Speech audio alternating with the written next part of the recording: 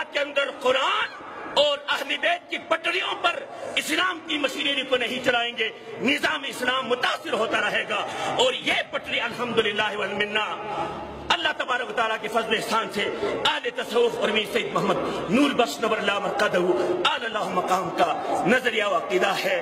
ایک شاعر نے کہا لو كانت الرجال لمثل هذه لفضلت النساء على الرجال لفضلت الرجال على النساء على الرجال، کاش اگر جتنی بھی خصوصیات سیرت و کردار کی مالکہ سیدہ عالم ہیں، اگر کائنات میں موجود تمام خواتین کے اندر یہ سیرت ہوتی تو آج تمام مردوں پر عورتوں کو فضیلت ملتی۔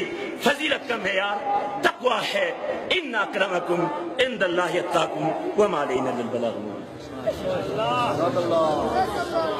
ماشاءاللہ یہ تھے جناب